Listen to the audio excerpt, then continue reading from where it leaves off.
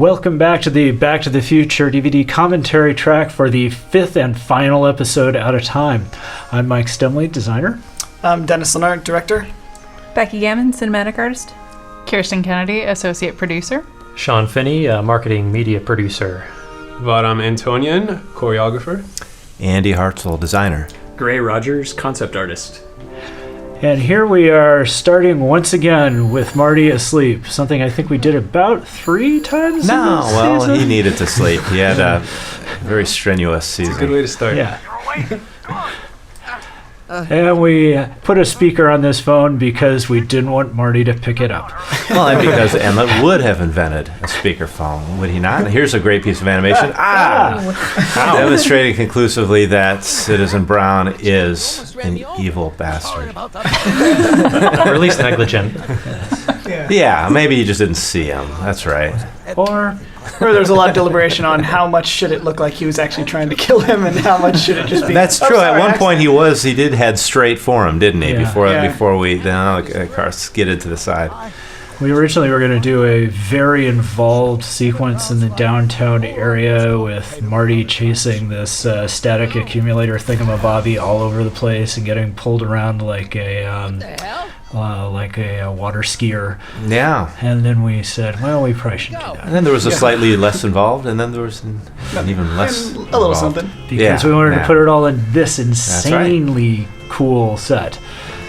Yeah, there's a lot of talk up front of are we going to put all the money and action in the expo, or are we going to do a big post expo action sequence? And then we wound up just doing everything that we initially planned. Much too... That was another song by Ron Lytle, by the way, that I just talked over. And again, Andy ended up being the lead designer on the episodes with the cool music instead of me. I'm kind of bummed about that. Oh yeah, that's right. It's definitely trademark. An anarchist, a foreign agitator bent on sowing chaos and destruction And in this- the Valley Expo. I'm very happy with the name that Alt Doc chose for Marty here. It's a perfect 80s name. I approve of all references to a Red Scare. Yeah. Yakov Smirnov. Oh, you didn't hear me. People love Jacques Duteau. Do they? Yeah. This is Jared Emerson Johnson, I believe. Yeah. Once It is again. indeed. And then He spoiler... does a very good French accent. Jackson, as opposed to Mr. Lloyd, who is doing some kind of very strange Hungarian thing. He's the vampire diver. Yeah. And I forgot what Duteau is French for. Something like Actually, depending on how you pronounce it, it either means fish or it means shady. shady. And, yes, and that's both right. of them work. Yeah. I thought it was just... I thought the French translation was "sounds like Cousteau." No, That was also part of it. we're very happy with that. Andy, would you like to, and Dennis, would you like to talk about this House of Glass thing? Yeah, the glass house puzzle was kind of a late addition to the design, and it began as a cardboard house that I was running around the office showing to people, and it's a little different from some of the other puzzles that we've done, but it turned out really nice. Largely thanks to Eric Parsons, who's not here today. And, It's a very puzzly puzzle. It is a puzzly puzzle. And I remember, I think it was like, no, we're not doing it. And then you came in the next day with the cardboard mock-up, and then everyone saw it and were like, all right, that's cool.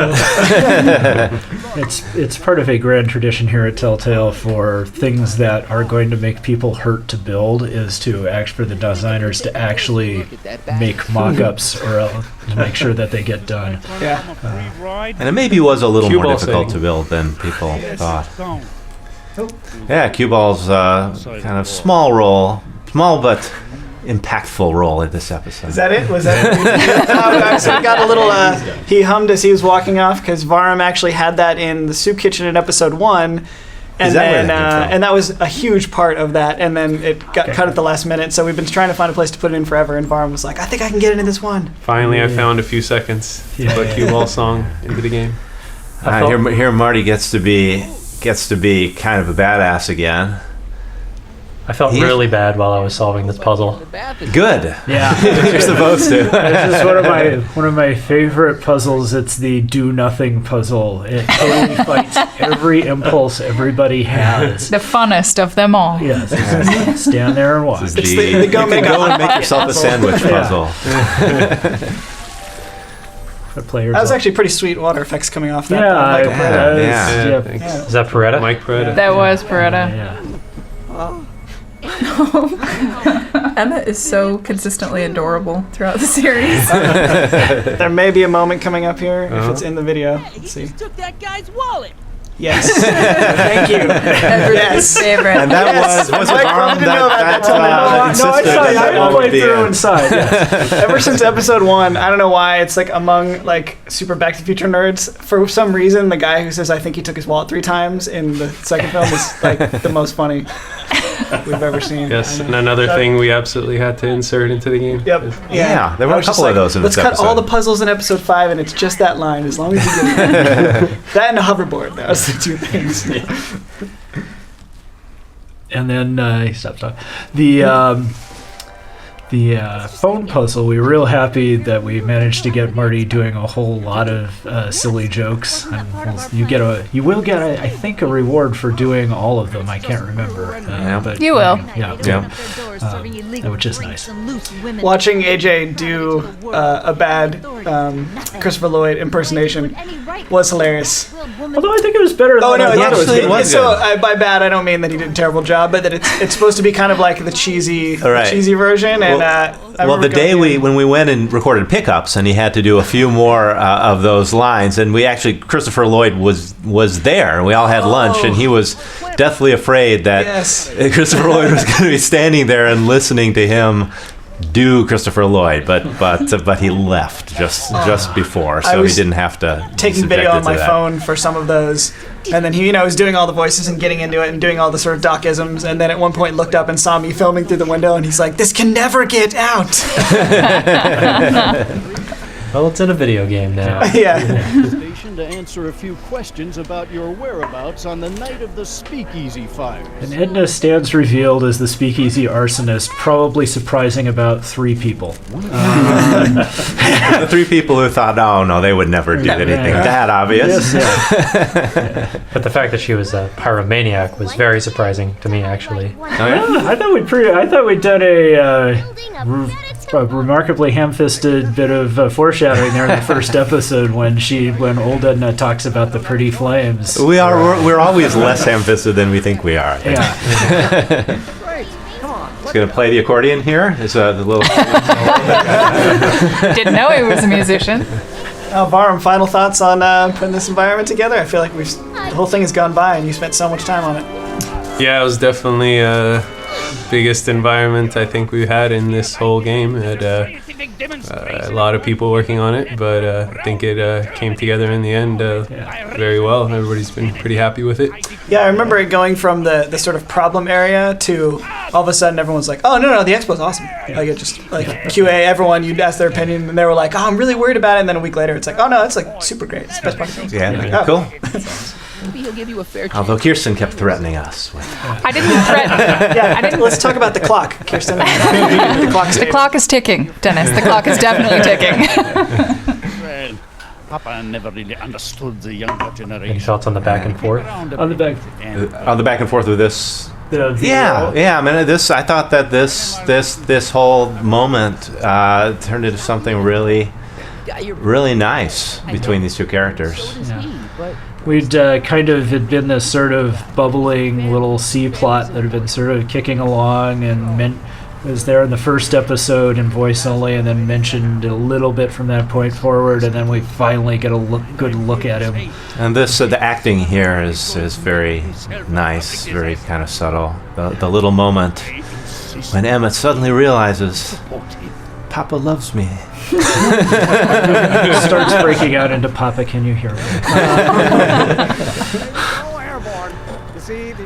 But it's not too sloppy. It's not too sentimental. No. What? How about sketching on this episode, Gray? Any thoughts? Yeah, this was actually my first assignment here at Telltale, so they kind of threw me right into the fire my very first day. They just said, "Oh, free concept artist, let's go," and Good luck. loaded me up with work, and it's Yeah, I think you jumped in and matched the style of the season incredibly well and quickly. Thank you. Yeah, It's all pretty seamless. yeah. Well, now, and is it true that your first piece of art was the baby Emmett picture I had done from? the baby Emmett photo from I believe the previous episode. But yeah, very first day. And we doing that. We don't waste any time. No, not at all. So rickety. Yeah, I thank Jeff for adding that animation on it, going kind of crazy and look like it's about to fall apart. It really helped. I love this shot. It ended up being pretty funny. The levitate is remarkably still enough for them to make eye contact. That's interesting. A And then flying car. I put this bit in at the end. I don't know if anyone noticed it, and it's not on the video, so never mind. You'll have to play. It was sort of in the background as the doors are closing. You see the car starting to spin out of control. Yes, Yeah, yes. I wasn't sure if anyone saw that. Women drivers. So this is an epic moment that Sean Ainsworth, who couldn't be here for the commentary, but did an awesome job on, which was one of the biggest kind of moments we knew going into this episode that was going to be scary, because it's also something like 16 minutes of cutscene, basically. Yeah, counting. Yeah. But it's 16 short minutes. Yeah, you know, they're eventful. They're jam-packed. There's some clicks. There's a few clicks in there, yeah. But good. Yeah. So Alt Doc here is now both fading out because his future is no longer exist, and he's been run over by a car, so he's dying simultaneously. But he goes happy. Because he knows that the real him will end up having a nice happy. And then I remember giving you a hard time about the specific order of those events. Oh yeah, that's kind of important. Yeah. And then comes the moment that is for Dennis the central. We gotta give Dennis the floor now. Yeah, As it's this- just basically the whole leading up to episode 5 for the longest time. I was just like, whatever happens, the moment where Emmett comes out, and we got to see his hair spiked. It's got to be in silhouette, and you think it looks like Doc, and then he steps out into the light and smoke clears, and it's Emmett. It's sort of the origin story of Emmett's hair, and that is my favorite. Yeah, the whole season we've kind of joked with each other that it was all about the hair. Alt Doc has virtually no hair, and it's is very tightly controlled. Young Emmett normally has pretty tight hair with little loose bits, and then Emmett, who's embraced his future, has crazy real Doc hair. And it was a great moment. I didn't even see it till just a few days before the end of the process, and it gave me goosebumps. Looks like he's got some whites in there already too. Yeah. Well, yeah. He And has again, aged 10 years in the past 5 minutes. Mike Preda with the effects again to make that smoke effect. Yeah, came that out smoke really turned out nice. super awesome. Really nice. One might be able to direct the ionic current simply by shifting one's weight. Oh, great Scott! That's it! Come on, there's no time to lose. Let's get back to the lab and...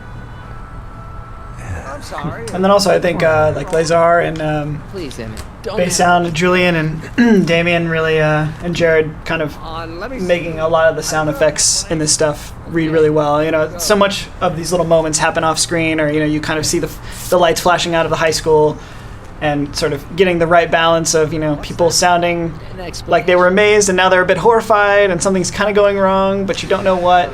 There's an awful lot going on kind of simultaneously in this scene, and keeping it all alive is a real feat. Lazar's recording us right now. Hi. Hi, Lazar. You waved. People can't hear the wave. Time would do irreparable damage to something. Just Something. say you Something. I like that line. Okay, I And promise.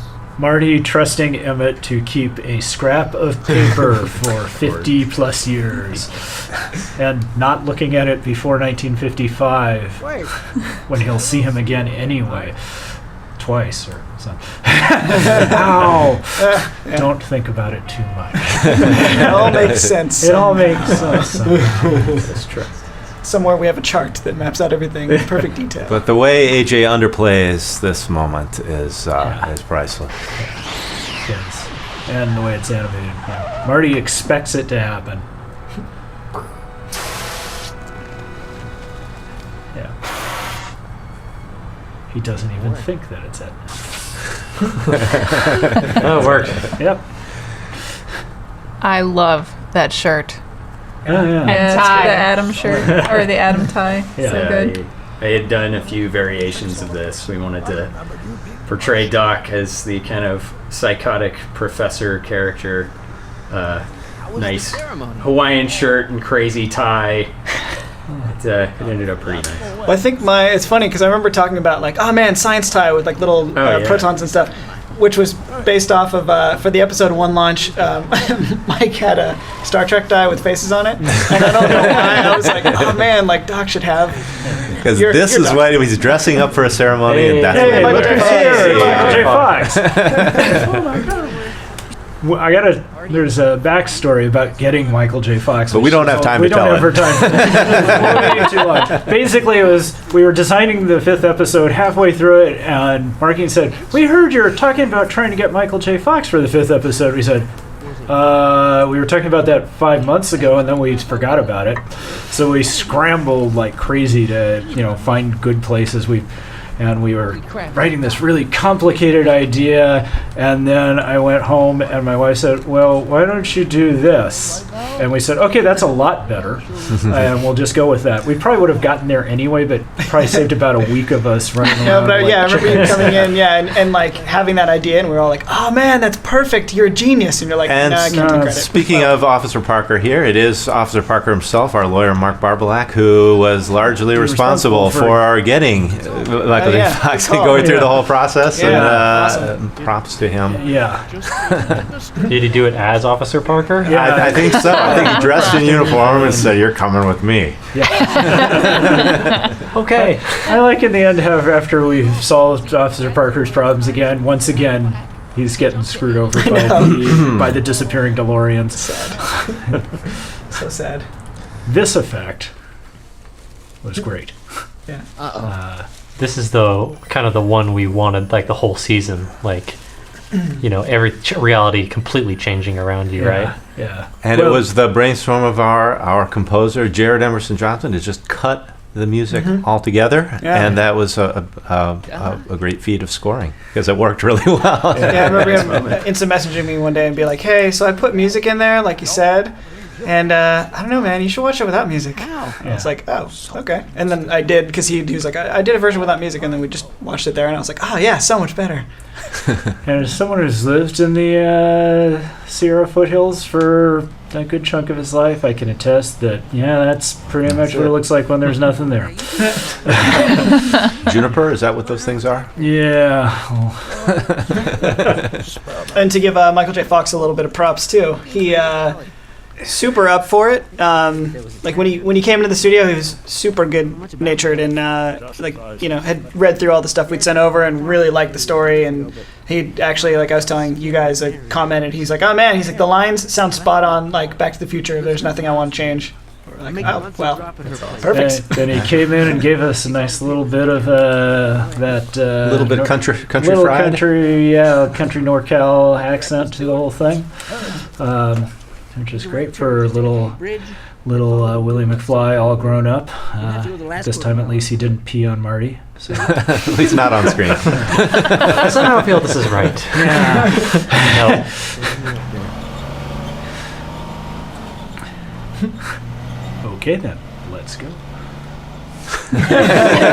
Sometimes you don't need words. Yeah. Well done, nod. Yeah. Kent did all that stuff.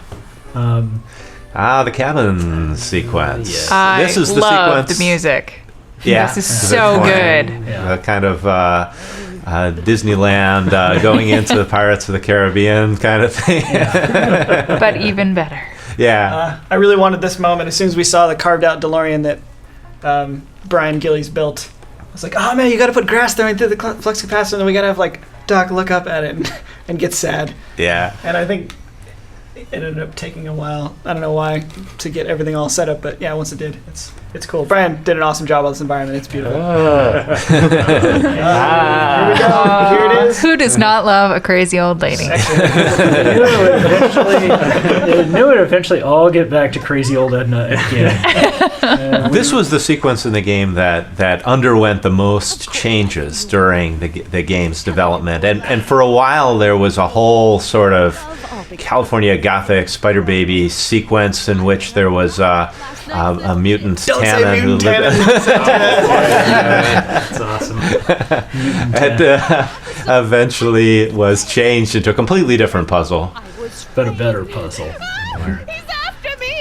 Yeah, I know. I think getting the chance to mess with Edna is actually pretty fun. Yeah, absolutely. My first variation of this costume for Edna, I took Ryan Jones's original concept and designed the costume around this, and decided I'd have some fun with her face, and went pretty wacky with it. And yeah, I remember seeing some of the stuff, like, yeah, your first sort of pass of, like, all the different options, and I look at it and, like, almost threw up a bit in my mouth, and I was like, I like it. What about you? Everybody had an extreme reaction to those sketches. Really nice. And we went with it. And she says she is terrifying. Yeah. She lights Girl her likes fire. Yeah. Oh yeah, she's a pyro. She's a wild one. Yeah. That can't smell good. Wow. That's awesome. Yeah, she's evil. The read on that line from Christopher Lloyd We were never not being that passionate. It's like I died laughing when I heard that. Happened like this. But it did happen like this. Repressing you all these years because you can't stand to admit that you're a hooligan. Yeah, that's right. Edna, Full you're circle. a hooligan. and everybody drinks on hooligan. Yeah. Yeah. Rebecca Schweitzer did not hold anything back. Yeah. In that role. Here's the story. And another newspaper, because it's really important that we have newspapers. Yeah, I think Drew almost We died a only little did bit it to inside torture with all the Drew. newspapers in this season. I'm sure on the back it actually reads all work and no play. You set me up. No car. One thing we definitely wanted to get out of this Wooly character was a nice hero moment, rather than just being a guy who shows up in a truck, and so we did spend a lot of time trying to go, okay, well, so what is he going to do here? You. How much have you heard? Evil monkey point. Sorry. Could shoot you too, you know. But you won't, because that would be against the law. And you never break the law. How does he know she never breaks the law? I guess Okay, he goes out and talks to her. Yeah, he delivers stuff. This is your cue to skedaddle. right. Much obliged. Peace. Peace out, y'all. And Becky It won't matter Yeah, anyway. we'll 'cause turn I'm this gonna over go- to Gray and Becky Alright. now. Yeah, this was the first environment they had me just take over, sketched out all sides of this thing. So it's good looking too. And out. And it was a challenge because it was an environment that had to be very specific in a lot of ways. And Spartan. Yeah. That painting behind the bar. Oh yeah, there's a quite comely looking female. Yeah, a little hint of things to come. Just saying. Same question, Miss Pickford. Oh, nice. Beauregard Tannen. Nice. Of all the Tannens, I actually kind of like him the most. Yeah. He's kind of just... You kind of want to drink with him. I'm just trying to build a bar here, for God's sakes. Probably the most successful and legit canon there is. Yeah, really the only one. That's true. Yeah. First lady. Of course, he's going to lose this bar sometime in the next 10 years. Because it's not his by the time the third movie rolls around. Ah. Oh, that That was an effect that pickles. took 7 hours to do. Yeah. Yeah, Why look at pickles? Yeah. Because it's funny. Why not? There was so much pickle Pickles, conversation. the pickle barrel. You know, ending putting on out a some- torch with whiskey is kind of dangerous. So. Yeah. And Becky, thoughts on showing or putting together the... You know, every time I framed a shot with Beauregard, I wanted to get that big horn set behind the bar. I wanted to get that right over his head. I knew those would come. And it would show up like in so many shots. But yeah, it was really fun. And then this thing. Nothing says awesome like a hoverboard. Yeah, and that also was not part of the original design, but I don't remember how. I remember when it occurred to we got to have a hoverboard in the sequence, and running and telling Dennis. And then there's a hoverboard, and I was like, sold. The pupils in his eyes just kind of dilated, and spent a long time trying to get this puzzle right. And then we also realized we can't have two cars disappearing at the same time because our engine would actually melt. So, oh man, that was over really quick, but Sean Ainsworth put in a lot of hard work. Yeah, the actual puzzle takes a little longer. Please know she hit the wall at 52 miles an hour. No, she's still alive. It's okay. It's not likely. Do not hit a wall at 52 miles do an not hour. hit a wall at 52. Just don't hit a wall. The DeLoreans are amazing. DeLoreans are stainless steel, Stainless steel which construction. is why Doc chose it as a time machine. Yeah. So. But it's True fan. Maybe the time circuit virus has slowly spread into the speedometer. Could be anything it's reading. Sure you are. I'm loving this. Ready to go. This moment kind of creeps me out a little bit. Especially because we know where they're heading. Yeah. Oh yeah, that's right. And our goodbye to we're still not Marty entirely McFly. sure why they were walking out of the courthouse in the middle of the night. But that seemed... What? Yeah. Marriage license stuff? Yeah, just finalizing the... Felt like a little blood bureaucracy. test. Yeah. Probably. Filing. Red tape. Takes Want to a marry long a time. Canadian, there's more hoops to jump through. Yeah, I guess. Oh my God! I've seen you naked. Don't. That's something I really was happy we got in, Marty, having more extra Freudian issues. Oh, jeez. Your marriage. You seem kind of mad about it back at the high And school. is this going to be our last sighting of Michael J. Fox? I liked how when we initially showed them a little clip of Michael J. Fox, they assumed, yes, we're only using him as this random McFly from the past. It's like, yeah, that's what we would do with Michael J. Fox if we got him. As for you, stranger. And hopefully you've beaten the games before you start watching these. Yes. If not, stop now. Yeah. Play them. Yeah. Yeah. And there they go. Yep, more generations of... Trixie's walk cycle. This part I love right it. here. I love the little feet. That's It's like she's the walking other on awful a line. Hilarious. Oh man. Hey, here we go. The finale of craziness with 25 explanations. yeah. We got a lot of plot and to wrap up. Myas. No, it was great. Like, I know when the idea was pitched, it seemed like a really fun way to end the series on the note that they ended the first film. Yeah. I think it was a really cool thing. And we stuck Myas, who also did a lot of the opening stuff in episode 1 with the mall, who is our sort of counterpart, Back to the Future, huge nerd. So we basically, I remember talking to him and going like, okay, so on episode 5 you're helping out, right? And he's like, yep. And I'm like, cool. How would you like to do 3 future Michael J. Foxes, all from different messed up timelines? And he was like, yes, I'll do anything. And he did an awesome job. Yeah. We ended up, as long as this ending was, and it's good for a wrap-up of the season, we actually cut like about 4 other exchanges out of this. With 4 other characters, right?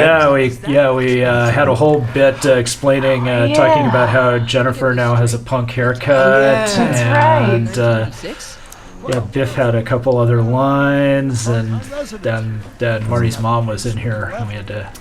Yeah, the only thing I missed about that was I thought the idea was fun of Jen, like, you know, we sort of gave him the cool version of her in episode 3, and you're like, oh man, she's almost kind of cooler than regular the one in Jen. the movie, and then it was going to be a chance to sort of get her back to like we've sort of like improved her a bit. Gives us something to do. That still would have been kind of sad Yeah, though, that's because true. like, she's different forever. She's basically not the same person. I would have been a little... The McFlys of Hill Valley. You guys are shrugging. I can't It's even not that flower necessarily dance. the case. She's not that great. And here's what Traveled through Marty went through all this for this Yeah. book. For a scrapbook. I remember Myas really, we were always wondering what was going to be the reason, sort of how is it going to come together at the end, and when he started working on this cutscene, I remember him contacting me and going like, oh man, like I really love the McFly book stuff, like it's really heartwarming. Oh, thank God. Yeah. Yes. to the man who saved me from making the worst mistake of my life. Yoo-hoo! Dr. Uh-oh. And this is the big, because Brett actually consistently throughout the season, Brett Toasty, producer, said Edna's got to have a happy ending, even though she's a crazy pyromaniac, potential fascist. We had. He obviously reminds him of someone in his family. We don't want to go there. So we had to give her a happy ending, and there was only a few ways we could do it. And since we just figured, we'll put her together with Kid. They do sort of belong together. They sort of belong kind of together. equally ruthless. Yeah. And to cancel each It's a way other to out. further torture Biff. Yes, because the great thing is Edna now is Biff's stepmom, and in an alternate timeline, Edna turned Biff into a weird zombie guy. So that's cool. I like that. I think Biff turns out a little better because of it. Walk quietly into the lab and hope.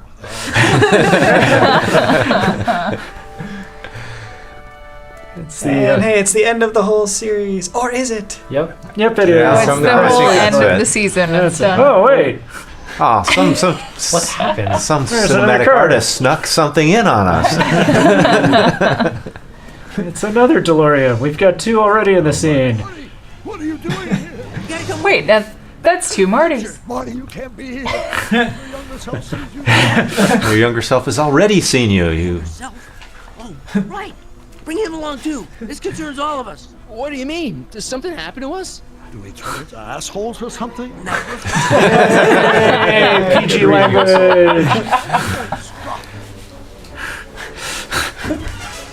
For those counting, that's 3 DeLoreans. So Marty 2 is not as good a driver as Marty 1. Tron Marty. Tron Marty. He didn't knock over a garbage can. That's not I bad. hit a house. I don't know if that's better. Yeah. Didn't take it out though. How can there be A 2? lot of neon in the future. Yeah, really. It's the Blade Runner. And this is where we decide to push everything completely over the cliff. And if you notice, in the background, I snuck in a garbage can sound effect, as if you just kicked it over when walking up. Just for good measure. Yes. Mad 2 Max belts. Marty. Mad Max 2 belts. Marines, yeah. Oh yeah, 2 belts. The original version of this was going to have a robotic gun arm. But Yeah. We It was decided. my last desperate attempt to get a robotic arm we were into really this trying series. for that gun. We were with you until it was a robotic gun arm. And then, which one's the real one?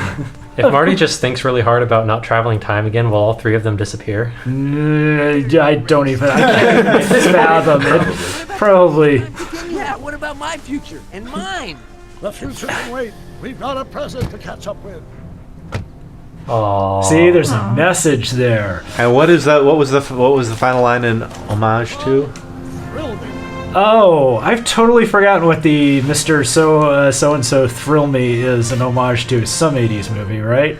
I believe so. Oh, and now I can't remember. It was obscure. Okay, and and that has been the commentary for Back to the Future, Episode 5, Out of Time. Stay tuned sometime in the future. You saw the to be continued on the credits. Who knows? Maybe it will be continued someday. bye. Bye-bye. Thanks. Bye. Thanks. Thanks for watching.